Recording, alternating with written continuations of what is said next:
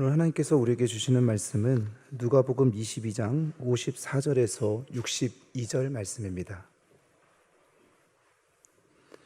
누가복음 22장 54절에서 62절 말씀 함께 교독하시겠습니다. 예수께서 잡아 끌고 대제사장의 집으로 들어갈새 베드로가 멀찍이 따라가니라.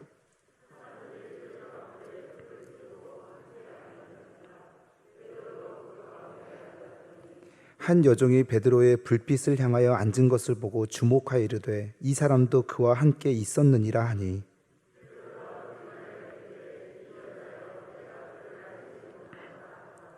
조금 후에 다른 사람이 보고 이르되 너도 그 도당이라 하거늘 베드로가 이르되 이 사람아 나는 아니로라 하더라.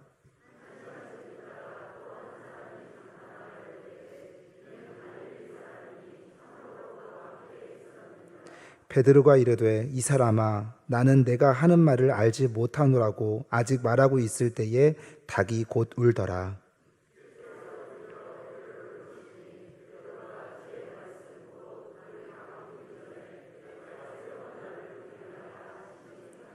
같이 읽습니다. 밖에 나가서 심히 통곡하니라. 아멘. 아멘.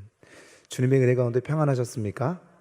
오늘은 실패해도 괜찮아 라는 제목으로 하나님 말씀 함께 나누도록 하겠습니다. 한 가난한 어부가 바다에서 크고 아름다운 진주 하나를 발견했습니다. 그런데 한 가지 아쉬운 점이 있었는데 그 크고 아름다운 진주에는 작은 흠집이 하나 있었습니다.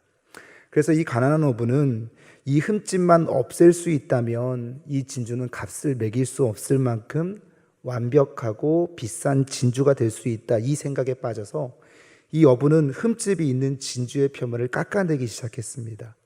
그런데 계속 그 흠집을 깎아내도 그 흠집이 사라지지 않았고, 어부는 계속해서 그 흠집을 없애기 위해서 계속 깎아냈지만 결국은 흠집을 없애는 데는 성공을 했습니다. 그런데 그때는 이미 진주가 다 사라지고 난 뒤였습니다. 여러분, 이 이야기를 통해서 우리에게 들려주는 교훈은 어떤 것이냐면, 이 세상에 흠이 없는 사람은 아무도 없다는 겁니다.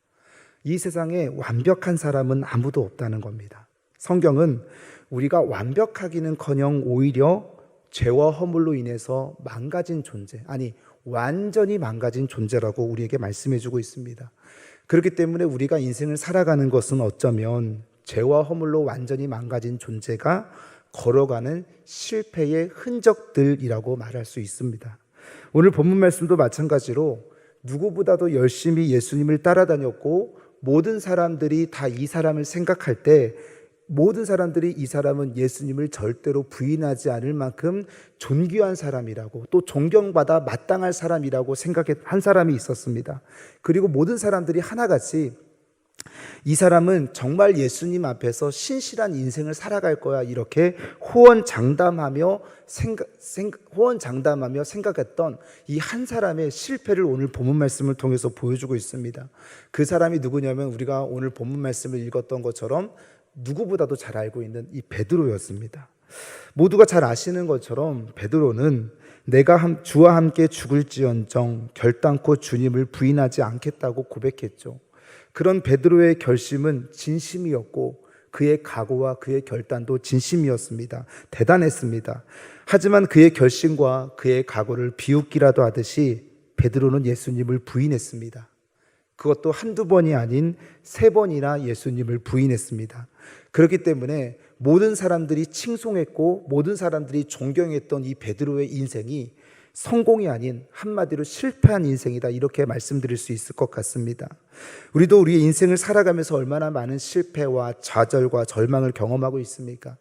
경제적인 실패를 경험하고, 가정의 실패를 경험하고, 건강의 실패를 경험하고, 인간관계의 실패를 경험하고, 요즘에는 신앙의 실패도 많이 경험하는 것 같습니다.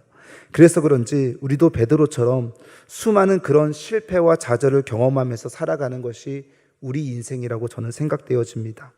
하지만 오늘 본문 말씀은 어떻게 마무리하고 있냐면, 그 실패한 인생이 실패자로서 끝나는 것이 아니라 베드로가 맨 처음에 주님에게 결단하고 소망하고 간구했던 것처럼 주님을 위해서 거꾸로 십자가에 못 박혀 자신의 인생을 마감하는 아름다운 주님의 제자로서의 삶으로 마감하고 있는 것을 우리가 본문 말씀을 통해서 살펴볼 수 있습니다. 그런데 안타깝게도 오늘날 많은 그리스도인들이 또 세상 사람들이 인생 가운데 찾아오는 수없이 많은 실패를 부정적인 요소로 바라보고 있습니다. 그런데 여러분, 우리 그리스도인들은 우리 인생 가운데 찾아오는 여러 가지 실패의 요인을 부정적으로 볼 것이 아니라 사단의 전략이 이제 나를 향해서 피기 시작했구나. 사단의 공격이 이제 시작되었구나. 이 실패를 통해서 내가 이제 주님의 교훈을 받아야 될 때이구나. 이렇게 생각하면서 나아가야 되는 겁니다. 제가 왜 이 말씀을 드리냐면 C.S. 루이스가 쓴 존 스크루테이프의 편지라는 책에서 이렇게 말합니다. 제가 자주 인용하는 말인데, 사단은 크리스찬으로 하여금 실패에 연연하도록 만든다. 그때부터 우리는 사단과의 전쟁에서 지게 된다라고 말합니다. 우리 그리스도인들은 언제 사단과의 전쟁에서 지게 되냐면, 우리가 실패한 인생으로 살아가는 것이 아니라 실패 가운데 절절하고 좌절하고 연연하고 있을 때 이미 우리는 사단과의 전쟁에서 지고 있다는 것을 우리에게 말씀해 주고 있다고 하는 겁니다. 그렇기 때문에 우리는 실패할 수밖에 없는 인생이 아니라 실패할지라도 하나님의 은혜로 말미암아 다시금 회복하고 성장하고 도약하는 저와 여러분의 인생의 삶으로서 우리 그리스도인들이 마땅히 걸어가야 될 길이라고 우리 성경을 우리를 통해서 말씀해 주고 있습니다. 여러분, 사업에 실패하셨습니까? 원하는 것을 이루지 못하셨습니까? 자녀 교육에 실패하셨습니까? 아니면 베드로처럼 반복되는 죄에 인해서 실패하셨습니까?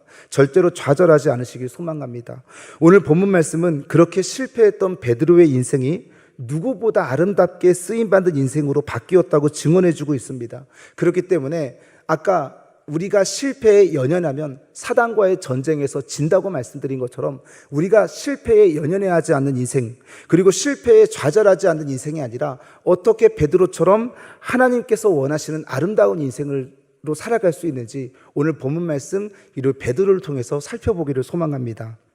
자, 그렇다면 우리가 어떻게 실패의 자리에서 승리하는 인생으로 살아갈 수 있는 것일까? 첫 번째 비결은 실수할 수밖에 없는 우리의 연약함을 먼저 인정하고 일어나야 합니다. 실수할 수밖에 없는, 실패할 수밖에 없는 우리의 연약함을 먼저 우리가 인정해야 된다는 거죠. 여러분, 많은 사람들이 실패를 뛰어넘지 못하는 이유는 간단합니다. 바로 실패를 인정하지 않기 때문에 그렇습니다. 자신이 실패할 수 있는 연약한 인생이라고 하는 것을 우리 스스로가 받아들이지 않기 때문에 많은 사람들이 실패를 뛰어넘지 못하고 그 실패에 연연해하면서 절망하면서 좌절하면서 끝간데 없는 고뇌 가운데로 들어간다는 겁니다.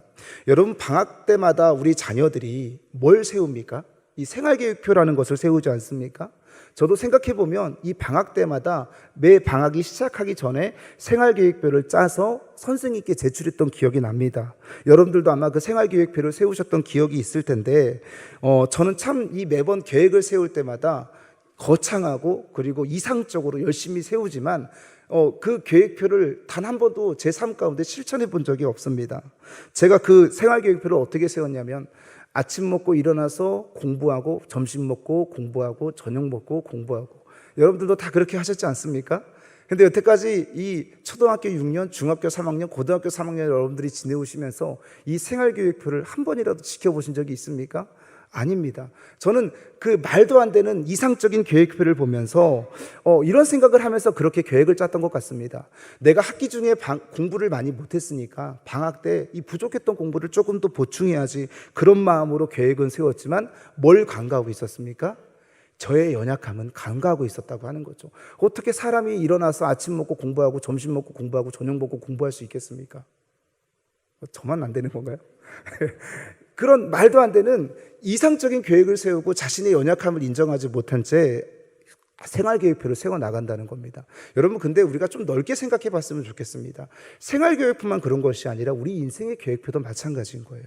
나는 이렇게 될 것이다 라는 어떤 이상을 생각하고 어떤 계획을 향해서 차근차근 밟아가지만 기대도 크고 계획도 많으면 실패도 큰 법입니다.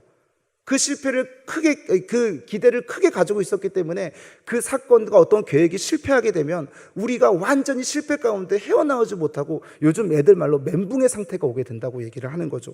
근데 크리스찬의 모습도 마찬가지인 겁니다. 우리가 베드로를 보듯이 마가를 보듯이 누가를 보듯이 요한을 보듯이 이런 우리의 사람의 내가 존경하는 이 바울의 모습이라든지 존경하는 성경의 인물들의 모습을 그려놓고 나도 바울처럼 될 거야, 나도 모세처럼 될 거야, 나도 요셉처럼 될 거야, 그렇게 이상적인 어떤 사람의 모습을 그려놓고 이것이 진짜 온전한 그리스도인으로 살아가는 것이야 라고 생각을 하지만 우리는 반드시 어떻게 될 수밖에 없는 인간들입니까?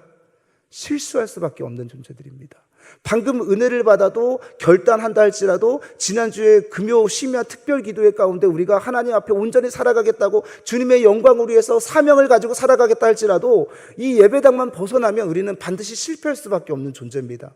그렇기 때문에 우리에게 뭐가 필요한 것입니까? 매일의 기도가 필요한 것이고 매일의 말씀이 필요한 것이고 매일의 묵상이 필요한 거예요. 그 모습들을 보면서 이 말씀을 거울 삼아서 우리가 실패하고 좌절할 수밖에 없는 연약한 인간이라는 것을 말씀을 통해서 예배를 통해서 기도를 통해서 깨달아져야 한다는 겁니다. 오늘 본문에서도 베드로는 뭐라고 말하냐면 내가 주와 함께 죽을지언정 나는 절대로 주님을 부인하지 않겠다고 고백합니다.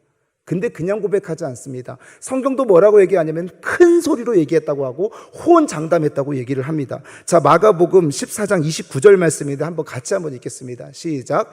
베드로가 여짜오되 다 버릴지라도 나는 그리하지 않겠나이다. 자, 이게 무슨 말이냐면 다른 제자들이 다 주님을 부인한다 할지라도 나는 절대로 주님을 부인하지 않겠습니다라고 얘기를 하는 거예요. 호언장담하는 거예요. 하지만 우리는 베드로의 결과를 알고 있습니다. 그래서 이 구절을 읽을 때마다 꼭 사순절 때 이 구절을 많이 읽거든요. 주님을 부인하고 그리고 주님께서 십자가의 고난의 길을 걸어가실 때 꼭 이 베드로의 부인의 길을 얘기하는데 우리는 참 이 구절을 읽을 때마다 베드로의 안타까움이 우리의 마음 가운데서 미어지지 않습니까?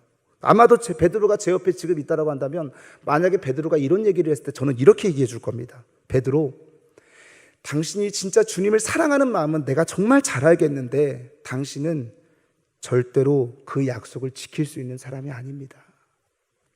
절대로 당신은 그 약속을 지켜내지 못합니다. 이렇게 말을 했을 겁니다.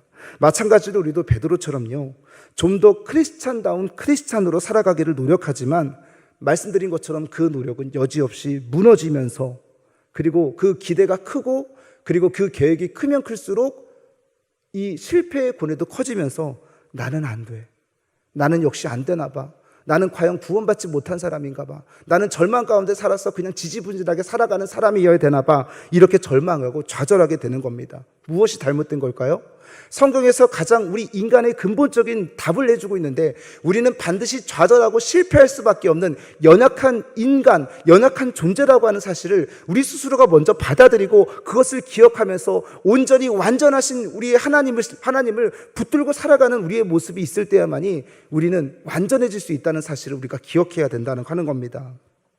이 우리가 연약한 존재라고 하는 정체성에 대한 이 인식이 잘못되어 있기 때문에 우리는 실패할 수밖에 없는 거죠. 그리고 그 실패했음에도 불구하고 다시 일어날 수 있는 통로를 하나님께서 열어주셨는데 이따가 말씀드리겠지만 그 통로를 딛고 일어서질 못하고 절망의 고뇌 가운데 빠지는 겁니다. 베드로는 물론이고요. 여러분, 우리가 성경을 볼 때 항상 저희 담임 목사님께서 교훈을 삼아주셔서 말씀해 주시는 게 있는데 성경을 볼 때 자세하게 보래요. 디테일하게 보래요. 그냥 대충 얼버무리게 보지 말래요. 베드로도 이 고백을 했습니다. 나는 절대 주님을 부인하지 않겠습니다. 그런데 베드로만 고백한 게 아니라 베드로는 가장 먼저 이 얘기를 했을 뿐이지 나머지 제자들도 똑같이 주님 앞에서 나도 절대 주님을 부인하지 않겠습니다라고 고백했습니다. 자, 마가복음 14장 31절 말씀을 같이 한번 읽겠습니다. 시작. 베드로가 어떻게 얘기했습니까? 힘있게 말하되 시작. 내가 주와 함께 죽을지언정 주를 부인하지 않겠나이다 하고 그 다음 뭐라고 말하고 있습니까? 모든 제자도 이와 같이 말했다고 얘기하는 거예요. 베드로가 큰 소리로 먼저 힘있게 외친 다음에 이 얘기를 듣고 나머지 제자들도 어떻게 했습니까? 힘있게 나도 절대 주님을 부인하지 않겠습니다라고 선언을 한 겁니다. 베드로같이 얘기를 한 거예요. 모든 제자들이 다 그렇게 얘기를 하고 있는 거예요. 자, 그러면 베드로도 그렇게 얘기를 했고 주님의 제자들도 그렇게 얘기를 했고 지금 우리도 그렇게 얘기하고 있습니까? 안 합니까? 우리도 그렇게 얘기하고 있지 않습니까? 은혜를 받고 결단하고 도전받고 위로받고 뭔가 하나님을 향해서 소망의 말씀들이 우리의 삶 가운데 막 솟구쳐지기 시작하면 나도 주님을 위해 저렇게 살아가겠습니다. 주님을 위해 저렇게 영광스럽게 살아가겠습니다. 그렇게 된 게 접니다. 신학교를 갈 때 정말 주님의 영광을 위해서 이 한 몸 정말 쓰임받고 싶습니다라고 결단하면서 그런 각오를 가지고 살아왔지만 이 예배당을 빠져나가는 순간부터 내가 언제 그런 은혜를 받은 사람이었나? 꼭 이상하게 저는 수요 예배만 끝나면 집에 가서 아이를 혼내더라고요. 제가 설교를 했음에도 불구하고 방금 전에 그렇게 눈물을 흘리면서 다시는 그러지 않겠다고 결단하지만 오은영 박사님처럼 그런 마음을 가지지 못하고 다시 저의 옛 속성이 도로 이정욱의 모습으로 돌아와서 너 아빠가 그러지 말랬지? 아빠가 뭐라 그랬어? 죄송합니다. 완전히 무너지는 연약한 경험을 우리는 많이 하는 거예요. 뭐 저만 그런 건 아니지 않습니까? 베드로는 자신이 결단한 대로 각오한 대로 살지 못했습니다. 예수님을 한 번도 아니고 두 번도 아니고 세 번이나 부인했죠. 왜 그랬을까요? 그의 결심과 그의 각오가 사람들로부터 주목받고 싶어서 그런 얘기를 한 걸까요? 아니에요.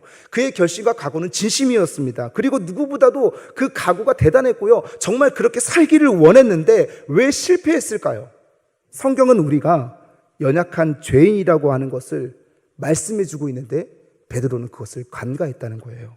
자, 누가복음 22장 31절에서 32절 말씀 우리 한번 같이 읽겠습니다. 시작. 시몬아 시몬아 보라 사단이 너희를 밀 까부르듯 하려고 요구하였으나 그러나 내가 너희를 위하여 믿음이 떨어지지 않게 기도하였노니 너는 돌이킨 후에라고 얘기를 하는 거예요. 아까 제가 뭐라고 말씀드렸습니까? 우리는 실패해도 괜찮아요. 실패해도 돌이킬 수 있는 통로가 있는 거예요. 하나님의 은혜의 통로가 있어도 이 사단이 우리를 밀 까부듯이 계속 공격합니다. 그 공격 가운데 이겨낼 수 있는 사람이 있습니까? 사단은 영적인 존재예요. 이 공중권세 잡은 자예요. 우리는 반드시 넘어질 수밖에 없는데 하나님께서 우리에게 은혜를 통로를 통해서 돌이킬 수 있는 길을 열어주셨다는 거예요. 오늘 저와 여러분 모두가 돌이키시길 소망합니다. 코로나19 가운데 잠자고 있고 지금 이 뭔가 건강상의 특별한 문제 없이 나태해지고 있고 신앙의 게으름까지 빠져 있는 분들은 다 돌이키시는 은혜가 있게 되시길 소망합니다. 주님께서 뭐라고 하시는 거 아니에요. 실패해도 괜찮습니다. 그런데 돌이키래요. 사단이 우리를 공격하고 게으름과 나태함 가운데 무너뜨리려고 하지만 무너졌다 할지라도 다시 돌이킬 수 있대요. 그리고 또 하나 우리에게 은혜를 주시는 건 뭔지 아세요? 돌이킨 다음에 그대로 내버려 두는 것이 아니라 우리의 믿음을 굳건히 한 다음에 연약해진 믿음의 성도들, 형제들의 믿음을 굳게 하라고 우리에게 사명을 주시고 있다는 겁니다. 그 사명 감당하시는 저와 여러분 되기를 소망합니다.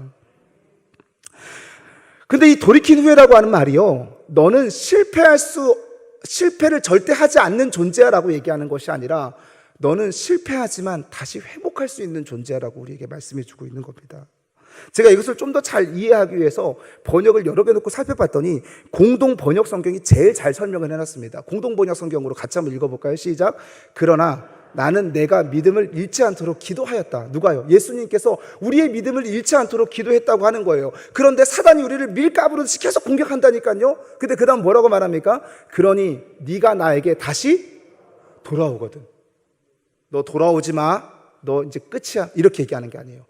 너가 완전히 믿음의 신앙이 바닥을 쳤다 할지라도 너가 다시 돌아오거든 형제들에게 힘이 되어다오라고 주님께서 우리에게 부탁하고 계시는 겁니다.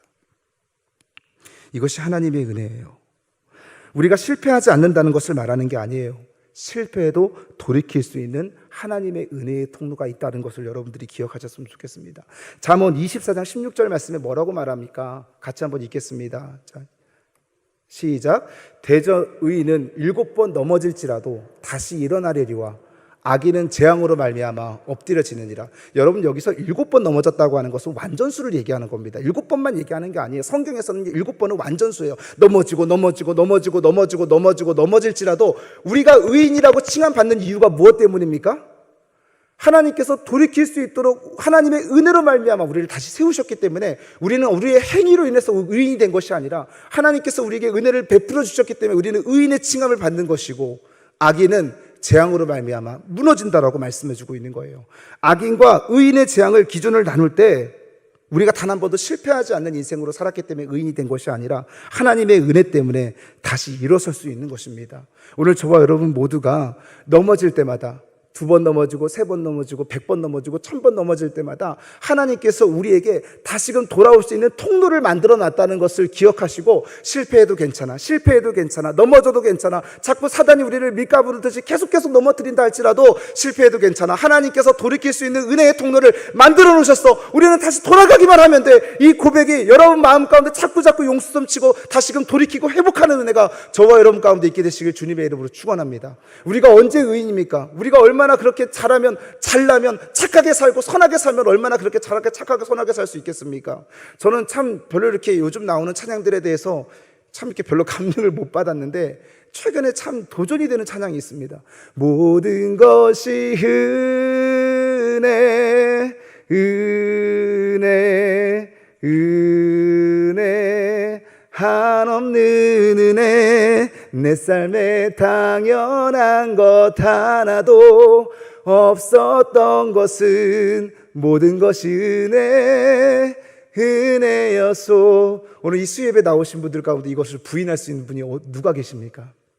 오늘 저와 여러분은 우리가 보이지 않지만 하나님의 시선이, 주님의 시선이 늘 우리의 삶 가운데 비춰주고 주목하고 계셨기 때문에 우리는 다시 돌이켜서 하나님께 돌이킬 수 있었던 은혜의 통로가 우리의 삶 가운데 있었던 것을 기억하시고 그 하나님의 손길을 느끼시면서 늘 믿음을 굳건하게 하시고 아까 말씀처럼 형제를 굳건하게 하시는 저와 여러분 되시길 주님의 이름으로 축복합니다. 한 발 더 나아가서 우리는 어떻게 실패의 자리에서 일어나서 승리하는 인생을 살 수 있는 것일까? 그 두 번째 비결은 실패를 통해서 교훈을 얻어야 합니다. 당연한 얘기인 같지만 여러분 이 세상에 살면서 실패해서 자유로운 사람이 어디 있습니까? 한 번도 실패하지 않는 사람이 어디 있겠습니까?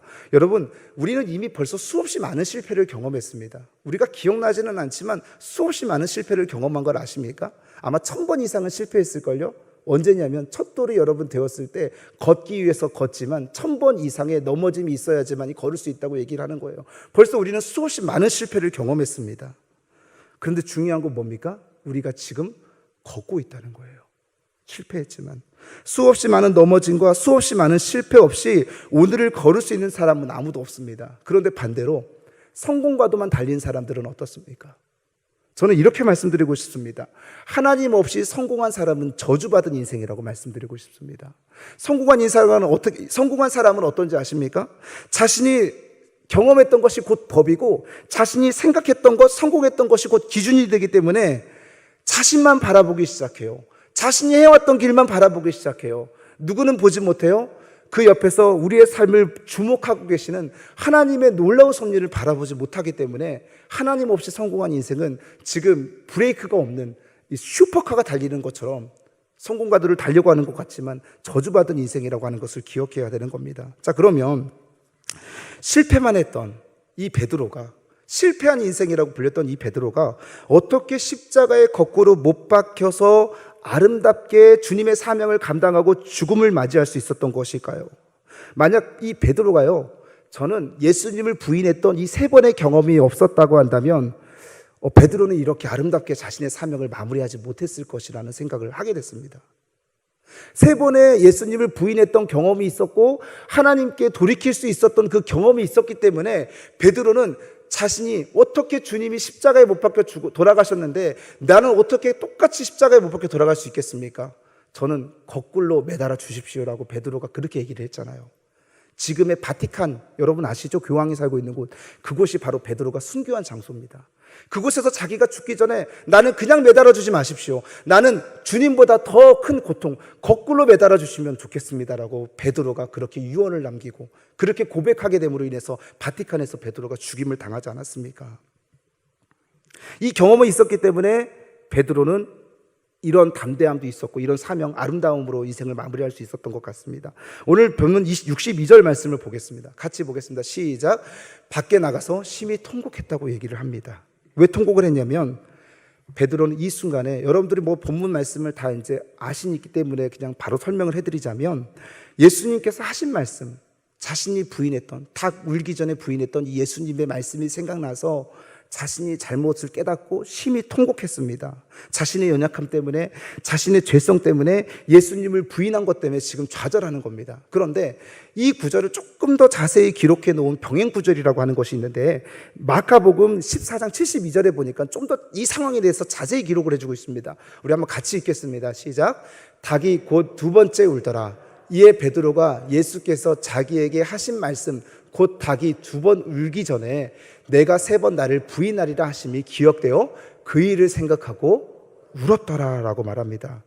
이 말씀을 이렇게 보고 나서 지금 베드로가 왜 통곡했는지 여기서는 좀 자세히 나와 있어요. 아까하고는 다르게 자신이 왜 실패하게 되었는지를 생각해 보게 된 겁니다. 닭소리를 듣고요. 왜 실패했지? 내가 주님을 정말 사랑했는데 내가 왜 무너졌을까? 내가 정말 주님을 위해서 죽겠다고 결심했는데 내가 왜 이렇게 되었을까? 이것을 생각하면서 심히 통곡하게 된 겁니다. 그러면서 베드로는 이런 생각을 하지 않았을까요? 나 같은 게 무슨 제자야? 나 같은 게 무슨 주님을 위해서 일하겠다고 얘기를 했을까? 나는 이제 완전히 끝났어. 자격이 없어. 이런 죄책감과 주님에 대한 미안함으로 인해서 완전히 자신의 마음이 무너져 내렸을 겁니다. 자, 그런데 그렇게 좌절하는 가운데 베드로는 자신의 잘못을 생각했지만 아까 주님께서 하신 말씀이 생각이 났을 거예요. 어떤 말씀을 생각이 났겠습니까? 아까 말씀드렸던 누가복음 23장 31절 32절 말씀. 너는 연약한 존재지만 나에게 돌이키기만 하면 너는 다시 나를 따라올 수 있을 거야. 그래서 그 절망의 눈물이 어떤 눈물로 바뀝니까? 소망의 눈물로 바뀌고 희망의 눈물로 바뀌고 감사의 눈물로 바뀌어지기 시작하면서 베드로가 주님을 3번 부인했다 할지라도 예수님께서 정죄하는 것이 아니라 다시 돌이킬 수 있도록 기회를 주신 하나님에서 그 하나님의 은혜가 감격이 되어서 눈물로 통곡하면서 울었다라고 얘기를 하는 겁니다. 우리가 꼭 슬퍼서 우는 건 아니잖아요. 우리가 꼭 좌절해서 절망해서 눈물을 흘리는 건 아니잖아요. 우리가 감격할 때, 우리가 드라마, 예전에 KBS에서 골든벨을 보면 여러분, 이 골든벨을 마지막까지 울리지 못하고 됐을 때, 실망하게 됐을 때, 낭망하게 됐을 때 선생님과 친구들이 와서 뭐라고 얘기합니까? 아우, 괜찮아, 잘했어, 수고할 때 보는 우리도 감격이 되는데 그 사람들에게 얼마나 감격이 되겠습니까? 목회자 축구대회가 있습니다. 목회자 축구대회가 있었는데 이 8강까지 가서 승부가 도저히 나지 않아가지고 승부차기를 했는데 제가 승부차기 2번 주자였습니다. 공을 차는데 이렇게 하늘 위로 날아가 버리더라고요. 그때 감독 목사님과 주변 키커 주자들이 얼굴 표정은 저는 분명히 읽었습니다. 그런데 제가 오니까 이정욱 수고했어, 괜찮아 이렇게 얘기를 해주시는 거예요. 그냥 이것 때문에 저 때문에 지겠다는 생각과 막 그 부끄러움과 또 1년 동안 주구장창 목사님들이 막 그냥 놀릴 텐데 어떻게 하지 죄송한 마음이 있었지만 괜찮아, 수고했어 이 얘기를 해주시는데 얼마나 제가 위로가 되고 감격이 되는지. 마찬가지로 베드로도 그랬을 거예요.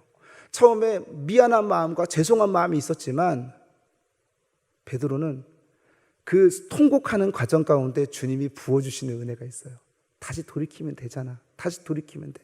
하나님의 은혜로 너가 다시 돌아올 수 있어. 베드로야, 걱정하지 마. 괜찮아. 실패해도 괜찮아. 이 생각이 떠오르면서 통곡의 눈물로 바뀌는데 제가 이것을 왜 말씀을 드리냐면 어떻게 이렇게 추측할 수 있었냐면요. 여러분 여기 심히 통곡했다는 단어는 시제가요. 과거 완료 시제를 쓰고 있어요. 여러분 과거 완료 시제라고 하는 것을 한 예로 보면 나는 이전에 영어를 공부했다. 그러면 영어를 이전에 공부를 했으면 어떻게 되는 겁니까? 지금까지 영어를 알고 있습니까? 안 하고 있습니까? 이전에 영어가 너무 어려운 과목인가요? 다 엘리트시라고 생각을 하고 나는 이전에 영어를 공부했다 그러면 지금 학습 능력이 있기 때문에 지금까지 영어를 공부했던 걸 잘 알고 있는 겁니다. 그러면 이전의 교훈이 지금까지도 온다는 거예요. 이게 지금 심히 통곡했다고 하는 게 시제가 과거 완료 시제예요. 그러면 이전에 베드로가 주님을 이 은혜를 받았던 이 시제가 과거로부터 지금까지 시작이 되면 그 은혜가 끊이지 않고 그때 그 주님께서 부어주신 은혜를 생각할 때마다 눈물이 나고 감격이 나고 언제까지요? 지금까지요. 지금까지요. 왜 그것이 가능했습니까? 그 실패와 절망 가운데 하나님께서 돌이키시고 주님께서 돌이켜도 돼, 괜찮아, 괜찮아, 이 말씀이 베드로의 마음 가운데 완전히 각인이 되었기 때문에 시간이 한참 지난 지금까지도, 아니 베드로가 순교하는, 거꾸로 십자가에 매달려 순교하는 그 시간까지도 베드로는 이것을 생각할 때마다 감사와 은혜의 눈물을 흘릴 수 있었던 겁니다. 여러분, 이런 은혜의 경험이 있으십니까? 처음 내가 교회를 가게 됐던 계기, 그리고 이 자리에 앉아서 눈물을 하염없이 흘렸던 그 주님의 은혜가 무엇인지는 모르지만 감사의 눈물로, 감격의 눈물로, 은혜의 눈물로 흘리셨던 그런 경험이 있으시잖아요. 지금은 왜 그러시나요? 우리의 신앙은요, 과거 완료 시제로 바뀌어져야 돼요. 주님께서 그 받았던 은혜가 그냥 첫사랑, 사실 첫사랑이라는 단어는 사라져야 됩니다. 처음 그 첫사랑의 은혜가 과거 완료 시제까지 가야 돼요. 내가 한번 주님의 은혜를 경험했다라고 한다면 그것이 내가 주님 앞에 갈 때까지 그 은혜가 우리의 삶 가운데 머물러져서 그때만 생각하면 베드로처럼 눈물을 흘리고 감사하고 감격하는 저와 여러분 되시길 주님의 이름으로 간절히 축복합니다. 그런 은혜가 우리에게 있어야 되는 거예요. 그러면 누가 실패한 인생이겠습니까? 실패하는데도 불구하고 그 실패 속에서 교훈을 찾지 못하는 인생이 진짜 실패한 인생 아니겠습니까? 우리는 그 실패 가운데서도 하나님께서 은혜의 손길을 부어주시는 그 손을 붙잡고 다시금 비상하며 그 교훈 가운데서 다시 일어나시는 저와 여러분 되기를 소망합니다. 마지막으로 우리가 어떻게 실패의 자리에서 승리하는 인생으로 살아갈 수 있을까? 그 세 번째 비결은 실패를 회복시켜 주시는 하나님의 은혜를 경험해야 됩니다. 베드로가 경험했던, 다시 돌이킬 수 있었던 그 은혜를 우리가 기억해야 된다는 거, 경험해야 된다고 얘기합니다. 여러분, 우리는 실패를 통해서 반드시 성공할 수 있습니다.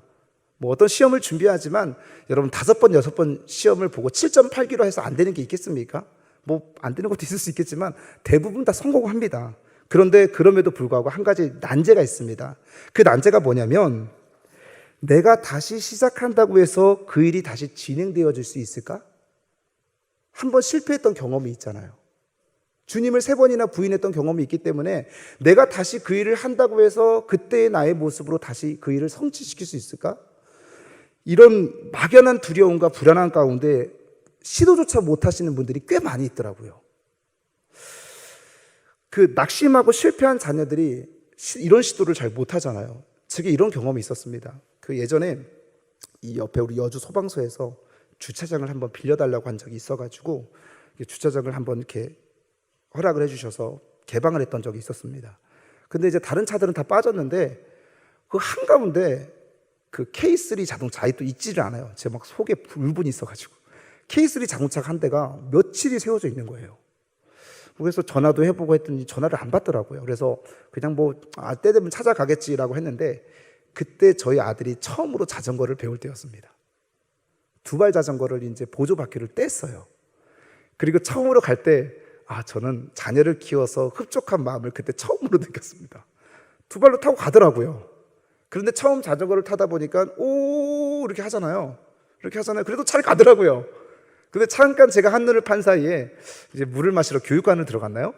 근데 쿵 하고 넘어진 거예요. 그 순간 저는 스쳐 지나간 생각이, 다만 차만 받지 않았을기를. 아이의 건강보다도, 애는 워낙 우락부락하게 생겨서 다칠 것 같지도 않았고 차를 걱정이 돼요. 가봤더니 아니나 다를까 뒤에 범퍼를 브레이크로 다 긁어놓은 거예요. 와, 그때 저에게 오은영 박사님 같은 마음이 있어야 되는데, 이래서 이랬구나, 괜찮아, 너 다치지 않았으면 괜찮아, 이런 부모님이 어디 있습니까? 그때 당시에. 야, 너 때문에 아빠가 힘들게 수고하고 벌었던 거 쫙 들었더니 한 25만 원이 수리비로 나가더라고요. 얼마나 몇 달을 쏟아냈는지 몰라요. 그러면 안 되는 곳을 안 했는데도 안 되더라고요. 그 다음부터 저희 아들이 자전거를 타질 않습니다. 지금은 그 마음이 많이 위로가 되고 회복이 되었는지 모르겠어서 자전거를 혼자 잘 타고 돌아다닙니다. 혼자 저기 종합운동장까지 갔다 와요. 걱정이 돼요. 혼자 막 돌아다니고 막 그래가지고.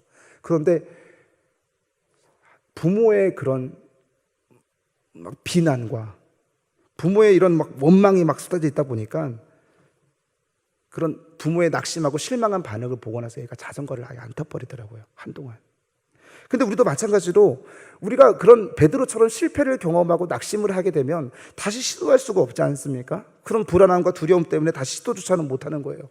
과연 내가 다시 주님의 제자로서 온전히 쓰임받을 수 있을까?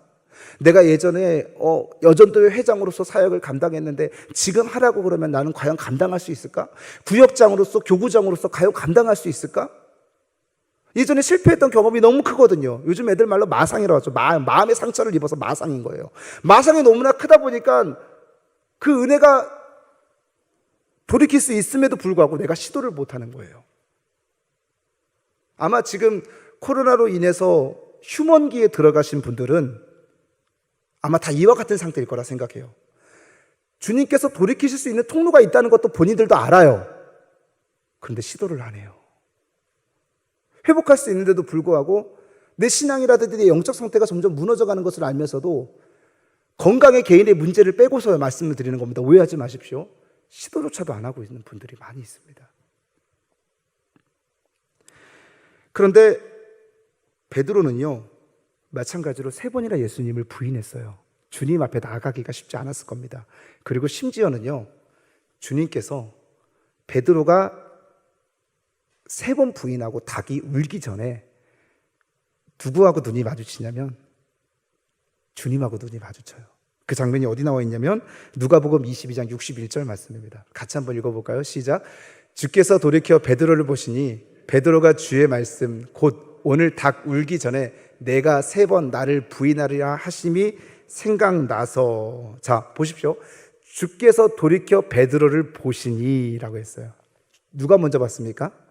주님이 먼저 베드로를 봤어요. 그리고 베드로도 주님이 쳐다보시니까 나를 누가 바라보면 기분이 쎄하잖아요. 눈이 마주친 거예요. 이때 베드로의 마음이 어땠을까요? 여러분, 말 그대로 쥐구멍에 숨고 싶었을 심정이었을 거예요. 굉장히 부끄러웠고 참 하나님이 예수님한테 내가 참 못된 짓을 했다. 그리고 그 눈빛을 마주쳤을 때 그러면 이제 베드로의 마음은 그런 상태였을 텐데 예수님의 마음의 상태는 어땠을까요? 눈이 마주쳤을 때 우리는 그 눈빛을 보면서 알잖아요. 아, 저분이 지금 나에게 좋아하는 감정이 있구나. 아, 저분은 나에게 별로 좋지 않은 감정이 있구나. 우리는 그것을 알지 않습니까? 근데 주님께서 베드로를 바라보신 눈빛이 어떤 눈빛이었냐면 내가 너 그럴 줄 알았다. 네가 나와 함께 죽을지언정 나를 부인하지 않겠다고 무슨 말도 안 되는 소리하고 앉아있냐고. 이렇게 얘기했을까요? 아마도 만약에 주님께서 그렇게 우리는 눈빛을 보지는 못하지 않습니까? 성경에 기록이 된 상태로 보니까. 근데 추측할 수는 있어요. 어떻게 추측할 수 있냐면 만약에 예수님의 눈빛이 이런 눈빛이었다고 한다면 주님께서 부활하신 뒤에 베드로 앞에 나타나지 않았을 거라는 거예요. 이런 눈빛이 아니었다는 거예요. 그러면 주님께서는 왜 돌이켜서 베드로를 바라보셨을까요? 일맥상통합니다. 이런 메시지예요. 베드로야 괜찮아. 네 연약함 때문에 내가 십자가에 졌잖아. 베드로야 괜찮아. 지금은 너가 나를 부인할 수밖에 없지만 나는 너를 잘 알아. 너 진심이었던 거 알아. 그러니까 괜찮아. 너무 속상해하지 마. 마음 아파하지 마. 이것이 베드로를 바라보시는 주님의 시선이 아니었을까요? 근데 그 시선이 우리에게도 동일하게 주님이 바라보고 계신다는 거예요. 다시 회복하고 돌이키는 은혜가 우리의 삶 가운데 있어야 된다고 말하는 거죠. 괜찮아, 다시 할 수 있어. 내가 너를 다시 세워줄게. 내가 너의 연약함 때문에 십자가를 지지 않았냐. 네가 아무리 넘어진다 할지라도 네가 십자가만 바라볼 수만 있다면 그 실패의 자리에서 다시 일어날 수 있을 거야. 지금은 너가 나를 배신했지만 괜찮아, 나는 너를 이해해. 그래서 내가 너를 위해서 십자가를 지지 않았겠니? 주님이 이렇게 말씀하지 않으셨을까요? 사랑하는 성도 여러분, 설교를 정리하기 원합니다. 실패한 인생을 향해서 주님이 던져주시는 가장 은혜로운 말씀, 괜찮아.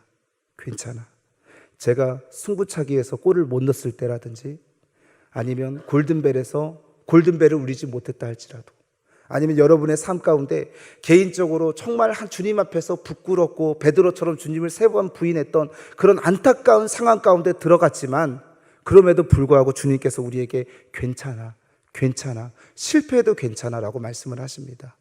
그런데 한 가지 문제는 무엇이냐면 우리는 여전히 실패만 보고 있어요. 주님께서 먼저 베드로를 바라보시고 그 눈빛이 베드로를 향해서 마주쳤던 것처럼 주님은 항상 우리를 주목하고 계십니다. 우리를 항상 보고 계시고 우리를 먼저 바라보고 계시는데 주님께서 우리와 눈빛이 마주치시기를 원하세요. 그런데 우리의 눈빛은 어디를 향하고 있느냐? 세상을 향하고 있고 실패를 향하고 있습니다. 거기에 실패를 묵상하고 있고 절망을 묵상하고 있고 좌절을 묵상하고 있고요. 그런데 우리가 눈을 들어서 베드로처럼 주님의 눈빛과 우리의 눈빛이 마주칠 수만 있다면 주님께서는 우리를 회복시키셨던 것처럼 우리가 돌이켜서 주님의 은혜의 통로 가운데 들어갈 수 있을 것을 믿고 나아가시는 저와 여러분 되시길 주님의 이름으로 간절히 축원드립니다. 새벽에 바닷가를 가보신 적이 있으십니까? 경포대 해수욕장을 가보시면 여러분 수없이 많은 사람들의 인파가 몰려서 그 경포대 해수욕장의 해변가에 발자국이 수없이 많이 나 있습니다. 그런데 그날 아침에 새벽에 가면 아무도 없는 사람들, 나밖에 없는 그 해수욕장에 가서 보면 그 예전에 어제 있었던 수없이 많은 사람들의 발자국은 다 사라지고 깨끗하게 바뀌었던 것처럼 주님께서 우리의 잘못, 우리의 연약했던 것, 우리의 죄성들, 우리의 실수들, 우리의 실패들 하나도 기억하지 않으시고 우리의 의지만 담겨 있는 거예요. 돌이켜서 형제들의 믿음을 굳게 하라. 이 말씀을 기억하시면서 은혜 가운데 다시금 회복하시고 성장하시는 저와 여러분 되시기를 주님의 이름으로 간절히 축복합니다.